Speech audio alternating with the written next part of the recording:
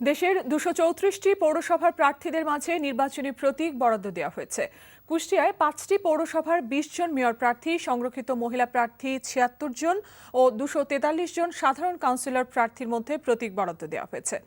চট্টগ্রামে ১০টি পৌরসভার ৩৪ জন মেয়র প্রার্থীর মধ্যে প্রতীক বরাদ্দ দেওয়া হয়।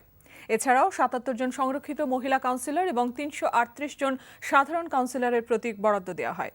রাজশাহীর ১৩টি পৌরসভায় ৫১ জন মেয়র, ৪৬৮ জন কাউন্সিলর এবং ১৩৯ জন নারী কাউন্সিলর প্রার্থীর মধ্যে প্রতীক বরাদ্দ দিয়েছেন রিটার্নিং কর্মকর্তা।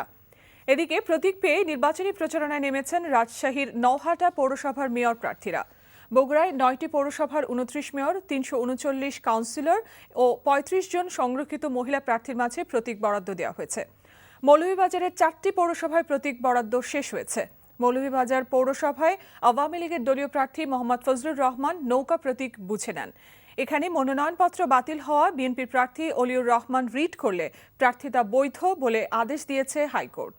হবিগঞ্জের ৫টি পৌরসভায় মেয়র, কাউন্সিলর ও সংরক্ষিত মহিলা কাউন্সিলর পদে প্রতিদ্বন্দ্বিতাকারী ২৮০ প্রার্থীর মধ্যে প্রতীক বরাদ্দ দেওয়া হয়েছে।